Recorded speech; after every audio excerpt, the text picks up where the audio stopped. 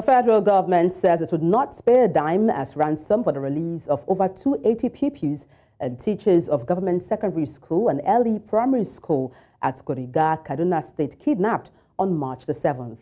The Minister of Information and National Orientation, Mohammed Idris, revealed this to State House correspondents at the end of Wednesday's Federal Executive Council meeting held at the Aso Rock Villa in Abuja.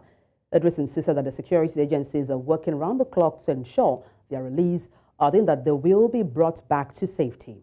His remarks came barely after 24 hours after Kaduna-based Muslim cleric Sheikh Hamad Gumi offered to dialogue with the terrorists who abducted at least 280 children from the Kuriga Government Secondary School and early primary schools in the Chikun local government area of the state.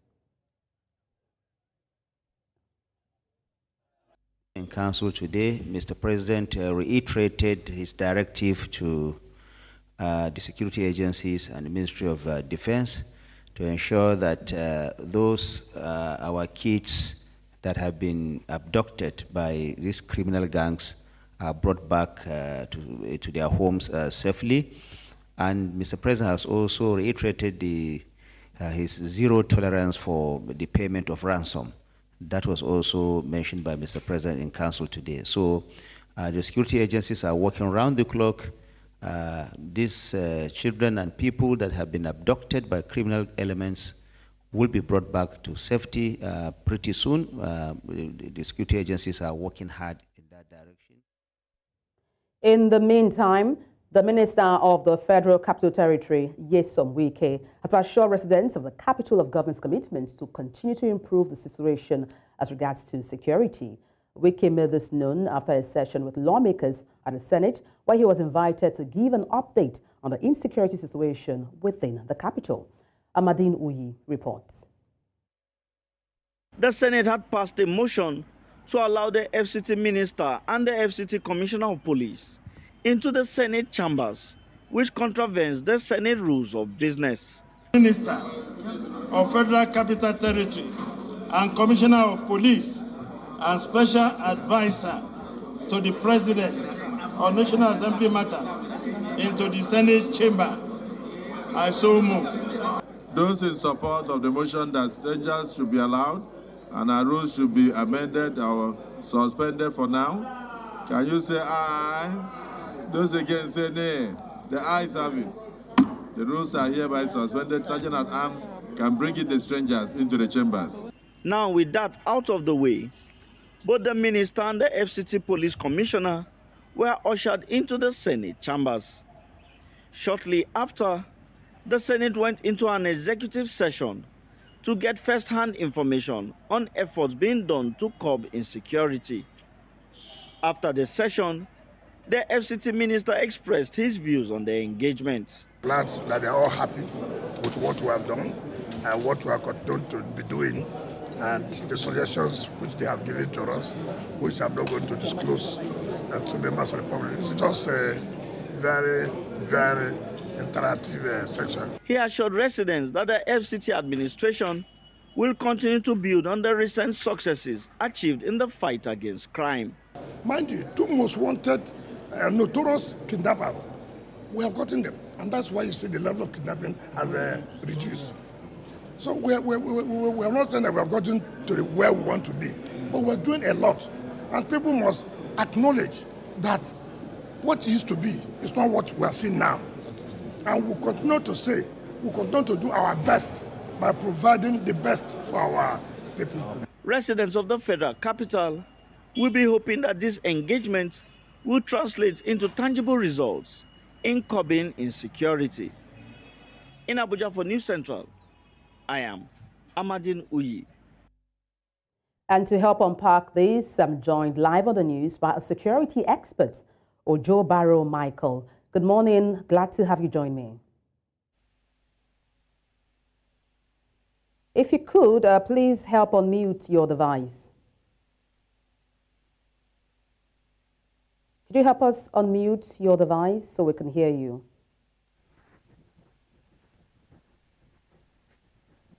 Yeah, good morning. I'm with you. All right. Let me kick off by asking you what your thoughts are on the presidency saying there should be no payment whatsoever to kidnappers?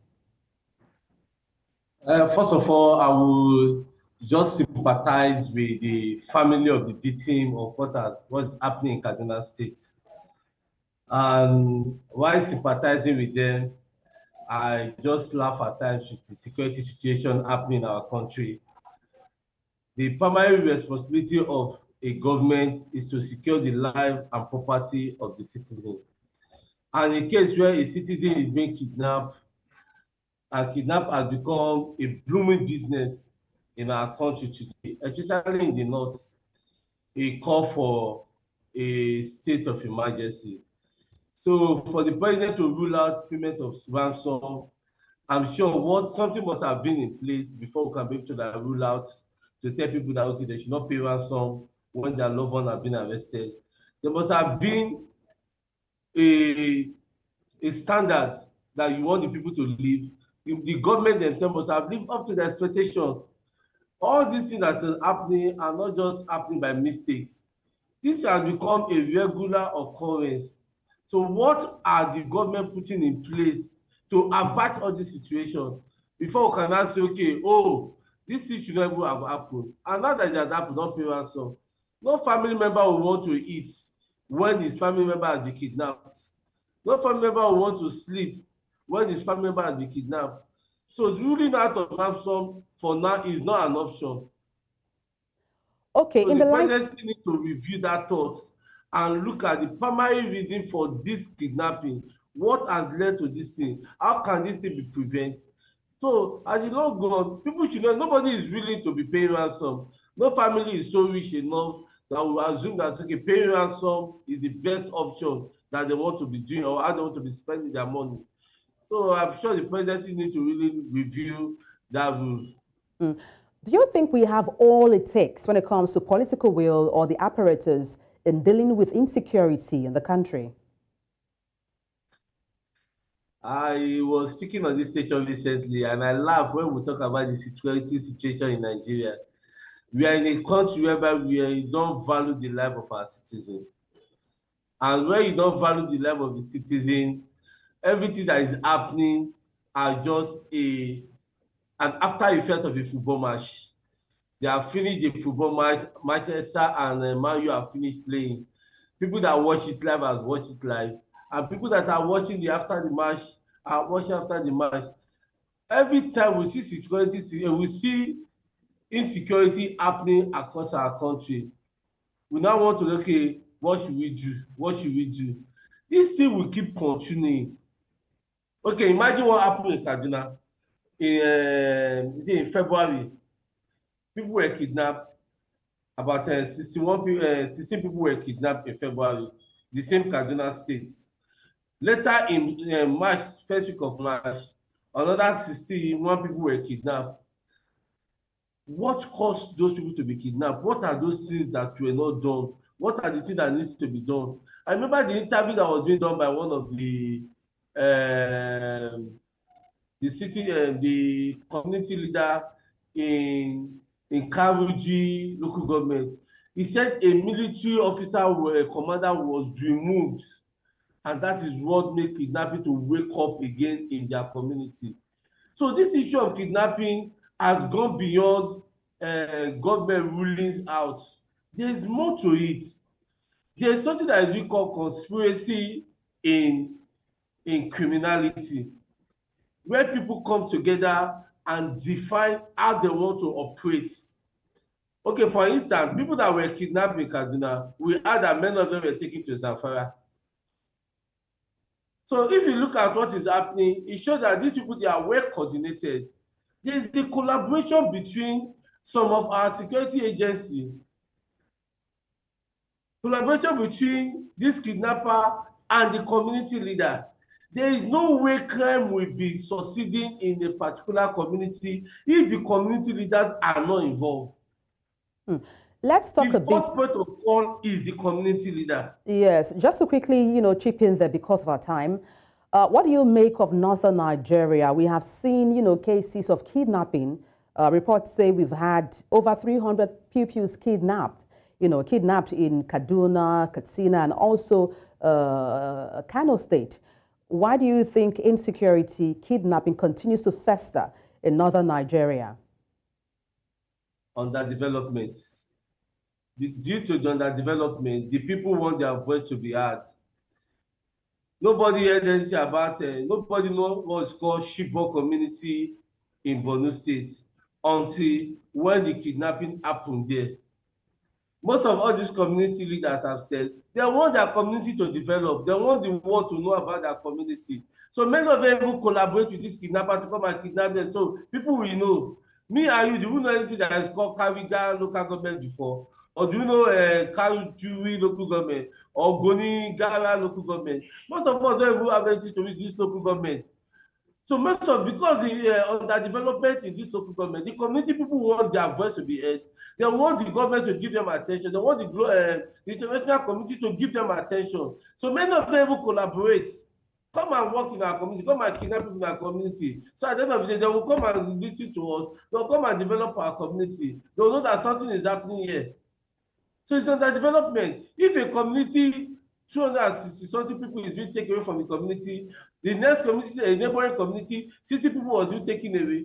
Within 2 weeks, over 300 people were being taken away within a local government. And this is not a shy play. One life alone matters. How much more 300 people? So they want development in their community. I'm sure many of them can believe they are sincere with themselves. There is a collaboration between the community leaders and this kidnapper. All right, so that's a fine place to wrap it up. Thank you so much for your expertise on the news. Ojo Barrow, Michael, a security expert. Thank you once again. Thank you very much.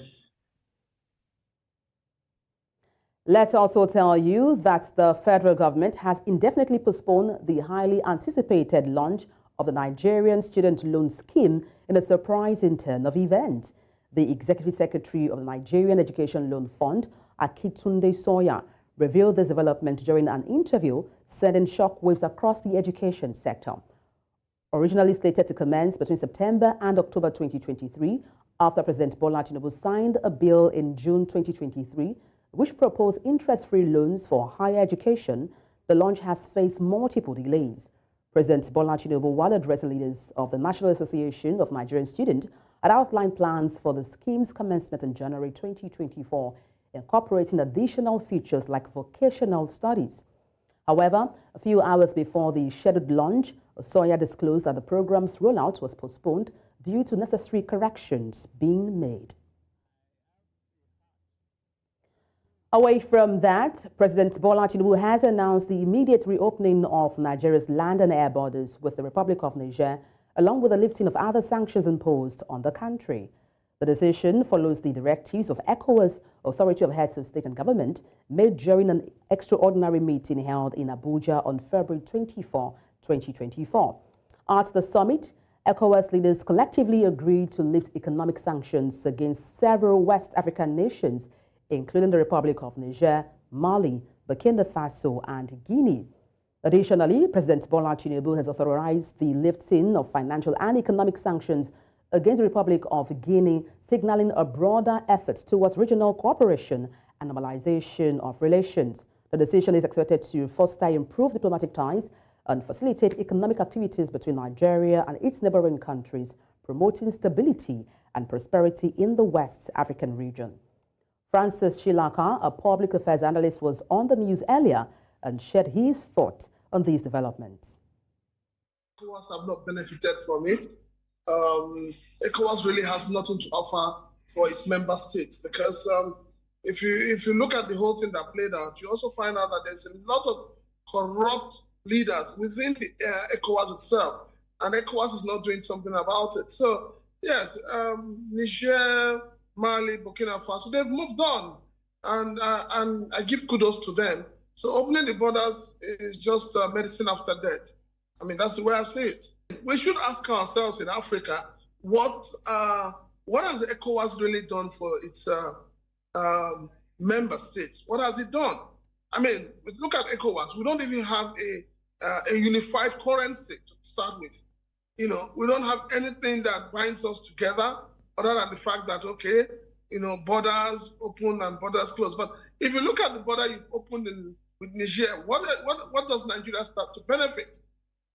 The import of, the export of Nigeria to Niger is almost like 6%, 6-7%. Despite the suspension of Abdul Ningi from the Senate, the dust raised by his budget padding allegation may not settle soon. A recent post by the co-founder and director of Budget, Seun Onigbinde, suggests that there may be truth in Senator Ningi's claim that there is a 3 trillion naira hanging without clear description in the budget. We have more in this report put together by News Central's Nasir Agbalaya.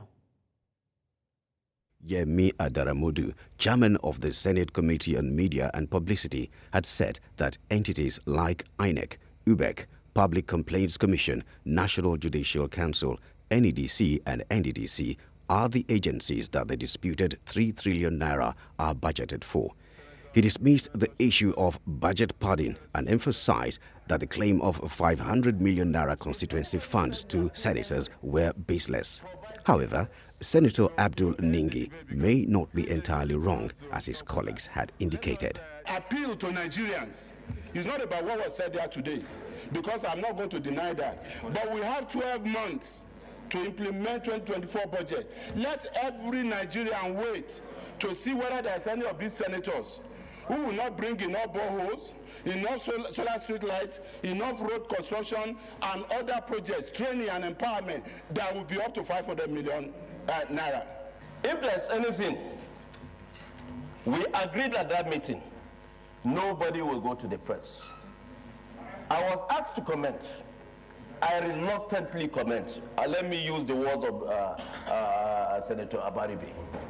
In the 9th Assembly, he will always say, I'm reluctantly agreeing to it. I reluctantly agreed to make a comment. And when I made a comment, I said, if anybody said he has seen anything, provide the evidence. Mr. President, we will deal with the issue of the Senate of the budget, but we have to also deal with our ethical standard in the Senate. This 3-point-something billion, trillion was not part of the budgetary provisions printed out for us. That would have settled this matter. We are going forth and back on these issues and coming up with issues of the budget and individual issues concerning what came to our various constituencies. If we want to go into those issues, all of us are culpable. Some senators here, so-called senior senators, got 500 million each. I am a ranking senator, I didn't get. On his X platform, co-founder and director of budget Seun Onigbinde made several remarks in favor of and against Senator Ningi. The government-owned enterprises budget comprises approximately 2 trillion naira of the budget presented by the president, Onigbinde said. Therefore, the MDA's budget is 25 trillion naira. He hopes that if this is what Senator Ningi was referring to, then he will be correct. Section 66. The President of the Senate or the Chairman, after having called the attention of the Senate or of the committee to the conduct of a senator who persists in irrelevance or tedious repetition, either of his own arguments or of the arguments used by other senators in debate, may direct him to discontinue his speech. That is 66(1). 66(2) also gives the Senate President the power to order the Sergeant at Arms to walk out such a senator. Take your seat, take your seat, take your seat. One issue that sticks out like a sore thumb is why the legislators should be at liberty to significantly alter an appropriation document by introducing items that were never planned for or provided for by the executive, who has the responsibility of preparing and executing the budget. Many Nigerians are still wondering why the issue came up at this time in the first place. Is it born out of sincere national interest or a case of sharing formula gone wrong? And to unpack this, I'm joined by Deji Saka, a public affairs analyst. Good morning. Glad to have you join me. It's nice to be here. All right, Deyemi, let me start by asking your thoughts on Senator Ningi's budget revelation. Well, I am not surprised, and this is not me throwing names and dropping names. Senator Ningi that I know, we met, we had this interaction way back in 2010 all through 2011. So I name as a man that is bold and daring.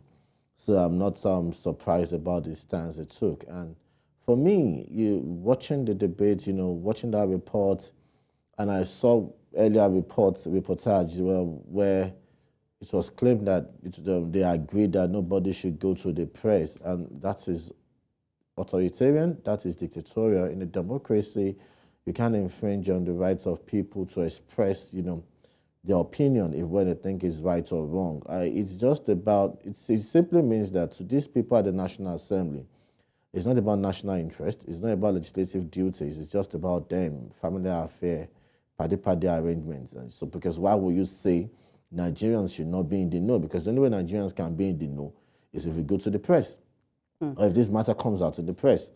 So it's an indictment of the honest, it's an indictment of the National Assembly, as well as the Senate, the honesty, the integrity, the demand of probably their stance on probity and accountability. Do you think his suspension is justified? Well, it's not justified, because if you want to look at it, I think for what Senator Ningi, probably his colleagues at the National Assembly felt he had, and it was wrong. They probably should have directed it to the Ethics Committee of the Senate. That wasn't done. And in 72 hours, you're coming out with pronouncements and you're suspending him for 30 days.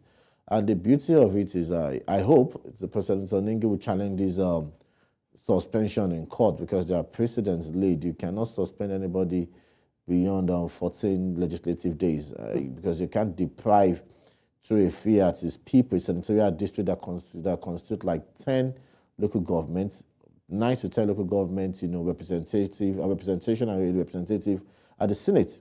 You can't do that. That will be challenged, hopefully, by Senator Ningi. Okay. Let's talk a bit about what played out in plenary, where it was revealed that, about 500 million naira was given to some senators, in quotes, lawmakers. What's your reaction to this? Well, as Senator Amo Jarigbe, when he made that allegation, there was a returned rowdy, and nobody answered. I think when you listen to the response, the feeble attempt made by Senator Akpayemi Bamidele, it's an insult on the collective intelligence of Nigerians. So Nigerians should wait for 12 months to see if they won't come with borehole, solar street lights, and empowerment programs. And this is quite ridiculous for somebody of the intelligence ascribed to him.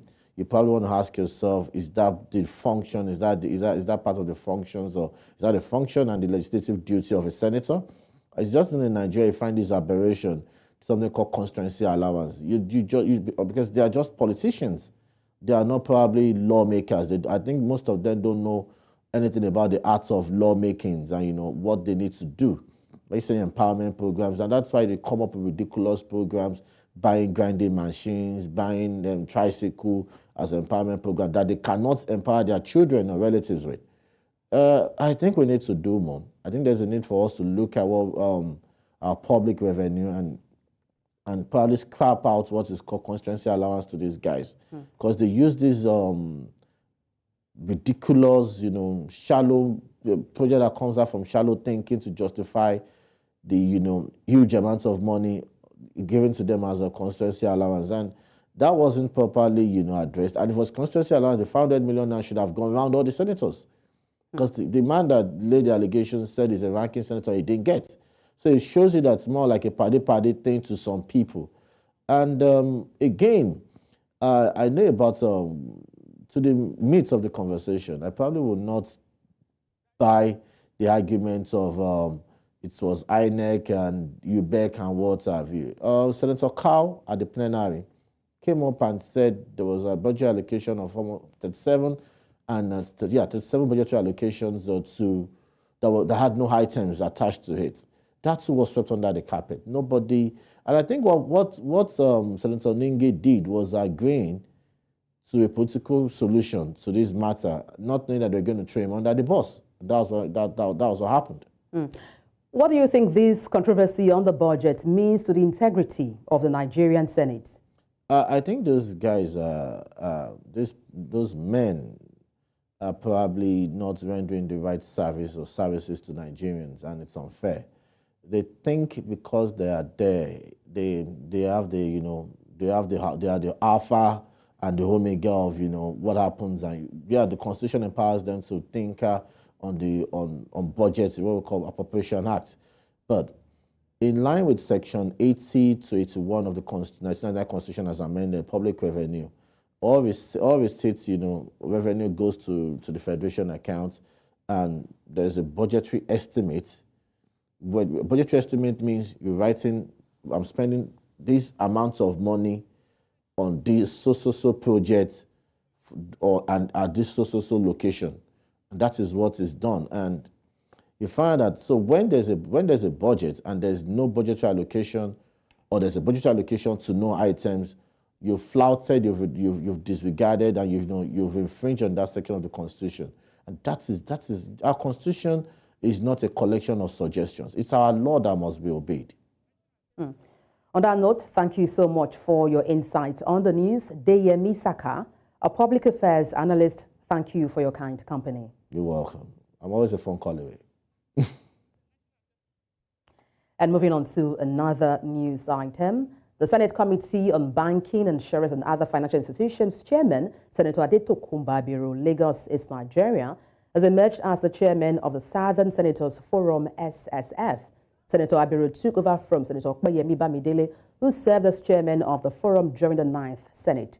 Senator Bamidele's current position as leader of the 10th Senate prevented him from providing the required leadership, necessitating a change of leadership which took place at the meeting.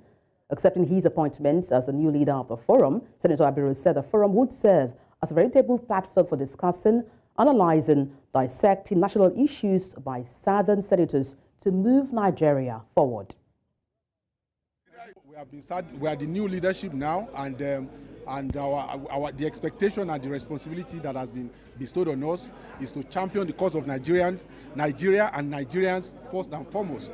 And of course, again, because we also live in an environment where we also have our northern brothers as well. So what we are meant to do is to also work closely with them in championing the cause of Nigeria. As it is right now, the unity of Nigeria is of uppermost importance to us, and that is what we will be championing. So all of our interests must be aligned, both from the southern end and from the northern end. So for now, there won't be much to really speak to, but as we take on this responsibility, my team and I will work together and come out very quickly. Access Holdings has chosen Aigboji Agimokede as its chairman. This was disclosed in a statement issued by Access Holdings to Nigerian Exchange on Wednesday. He replaces Abubakar Jimon, who had functioned in an acting capacity since the demise of former chairman Bababode Osunkoya last November. Agimokede and Herbert Wigwe bought Access Bank in 2002 and transformed it into Nigeria's biggest lender by market value. From the year of its acquisition to 2013, Imokede managed the bank, assisted by Wigwe, the managing director of Access Holdings, who died in a chopper crash in the U.S. last month, aged 57.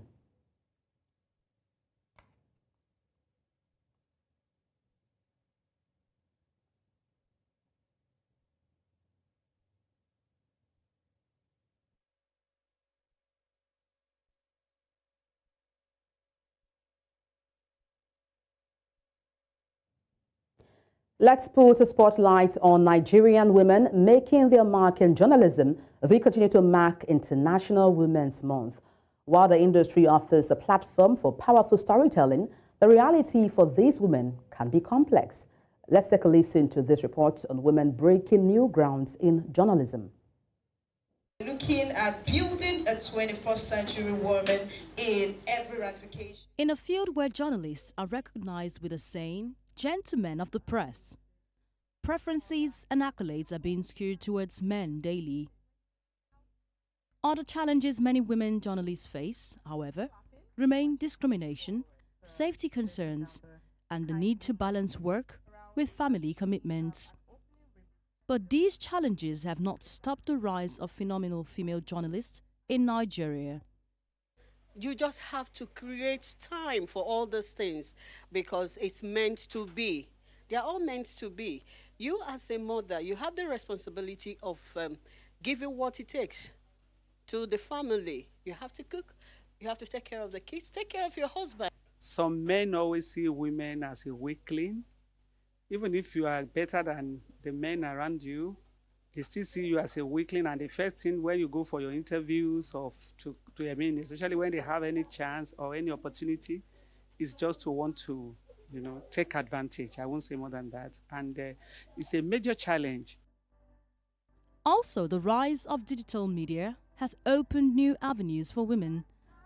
They are leveraging social media platforms to tell their stories and give voice to underrepresented communities.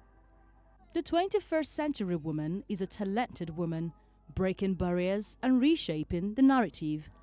In our own time, we don't have all those things. I can remember in the newsroom, you just have to use your head, you crack with your brain, you do your editorial work and the rest.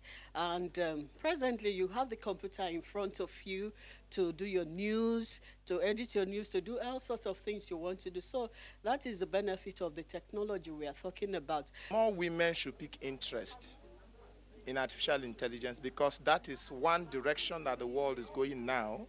And if you as a woman wants to be ahead in the media, in anything you do, in fact, in anything you do now, you must be AI compliant. International Women's Day is a chance to celebrate these achievements and advocate a more equitable media landscape, exploring the realities Nigerian female journalists face and the triumphs they have achieved. It is hoped that a bright future awaits them. Mali's ruling junta has imposed financial sanctions on 2 jihadist leaders and 4 heads of the Tuareg separatist rebellion.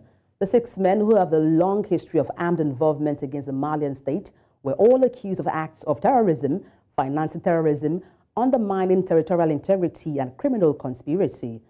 A statement from the Economy Ministry dated March 8 froze for a minimum of 6 months the asset and economic resources of Iyad Al-Ghali, head of the Al-Qaeda-linked coalition support group for the Islam and Muslims, and Amadou Kouafa, leader of the Katiba Messina, another Al-Qaeda-affiliated group. 4 other men who are leaders of the Tuareg separatist rebellion that took up arms against the Malian state last year were targeted by sanctions. In the east of the continent, a Rwanda court has upheld the decision to bar opposition leader and government critic Victoria Ingabire from contesting the upcoming presidential elections in July. The court cited previous convictions for terrorism and genocide denial as grounds for her disqualification.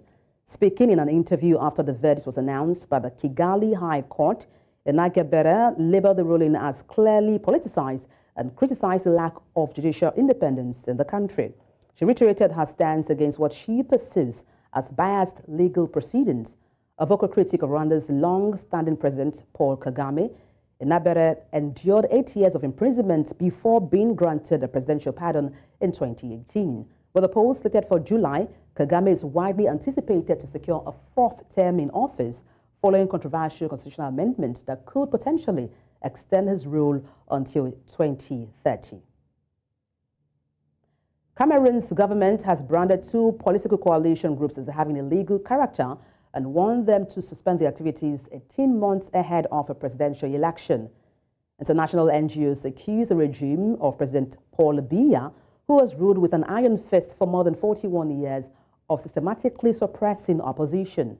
Territorial Administration Minister Paul Antanga Nji, in a statement, said the Political Alliance for Change and the Alliance for Political Transition in Cameroon are not political parties under the law.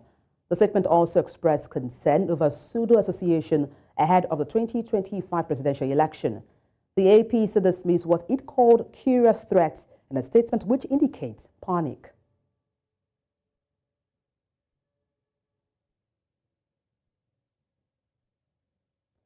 South African Foreign Minister Naledi Pandor announced this week that Israel Defense Forces holding South African citizenship would be arrested upon entering the country.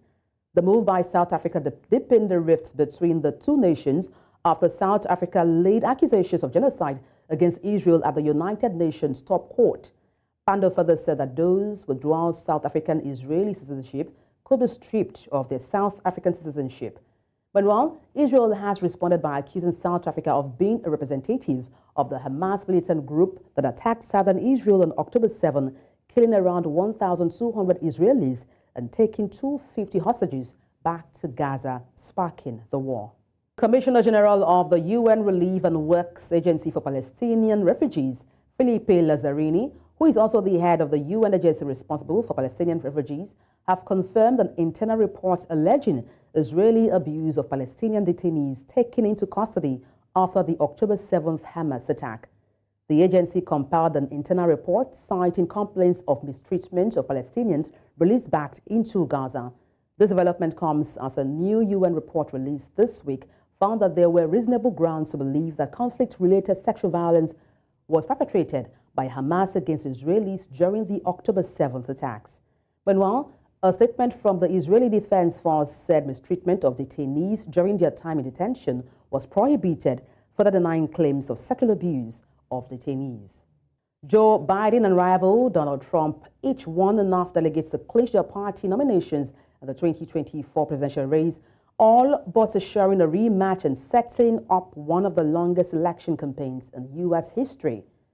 Biden crossed the threshold of 1,968 delegates needed when he won Georgia, a U.S. swing state where Trump faces trial over an alleged conspiracy to steal the last election. Trump's victory in Washington helped him secure the 1,215 delegates needed to end the Republican nomination and to propel him and his Make America Great Again movement back into the cauldron of presidential race. Search teams pulled a body from the rubble of a collapsed Australian gold mine after a major rescue operation freed 29 workers trapped underground. A crew of 30 miners were working deep inside the Ballarat gold mine in the state of Victoria when it caved in on Wednesday evening. While 29 of the workers were rescued within hours, a 37-year-old man was helplessly pinned by the tumbling rocks. Emergency services toiled through the night to dig the man from the debris, some 3 kilometers from the mine entrance. His body was eventually pulled from the mine on Thursday morning. Union officials have raised questions about the mine's safety record. It collapsed in 2007 when owned by another company, and the site's current owner now faces a major workplace safety probe. A manual style of mining. It's our understanding that they were working under unsupported ground, and that ground gave way, trapping both miners and killing one. This is absolutely devastating news. It's devastating because yet we've lost another worker, and no worker should be injured or die at work. But it's even more devastating because this should have been avoided. They should not have been doing that task in that mine. We are going to be pushing very hard to make sure that the industrial manslaughter laws are used.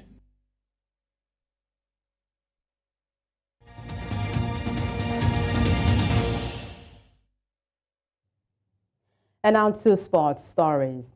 Shooting Stars Football Club of Ibadan got their first away win of the season against Doma United in a March 25 fixture at the Pantami Stadium in Gombe. It took a lone goal from Gideon Monday in the 45th minute to help the Oluyole Warriors break the deadlock and seal out a win. The win now sees Shooting Star move to 7th on the NPFL table. Meanwhile, Ikene second-half substitute Olamilekon Adams' lone goal secured a 1-0 win over Enyimba. It took 71 minutes of Olamilekon Adams to break the deadlock as he got onto the end of a flick-on from the fellow substitute Haruna Hardy to latch home the lone goal of the fixture.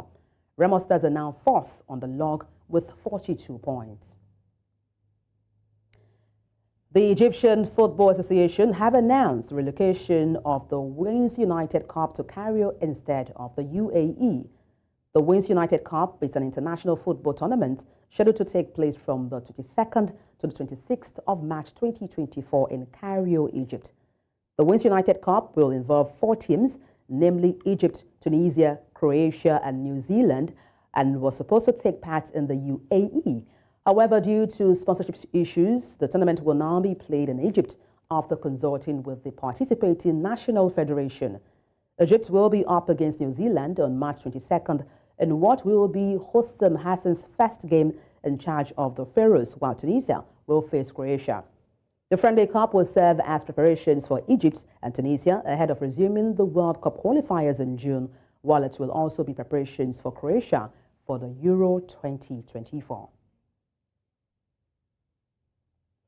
Luton Town squandered a 3-goal lead to lose 4-3 at Bournemouth as they blew their chance to climb out of the Premier League relegation zone on Wednesday. Luton started the night great as first-half goals by Tahihat Chung, Chidioze Ogbene and Rosse Barkley put them in complete control. Dominic Solanke for Bournemouth struck immediately after the break, and the hosts were level by the 65th minute thanks to goals by Elia Zabarini and Antoine Semenyo. It took another goal by Antoine Semenyo to push the Bournemouth past the haters, and Luton Town now remain in 18th on the log with 21 points from 28 games, 3 points behind Nottingham Forest, who are the 17th. And that's all on the news. But before we go, let's take a look again at some of the major stories. President Tinubu has ruled out ransom payments to secure kidnapped victims. Nigeria has reopened land and air borders with Republic of Niger. We also told you that South Africa to arrest Israeli soldiers holding dual citizenship. Send your eyewitness report to the WhatsApp number on the screen and follow us on social media. We are at News Central TV. You can watch us live on DSTV, channel 422, Star Times, channel 274, Avo TV, and YouTube. Many thanks for watching. I am Adebola Adedugba.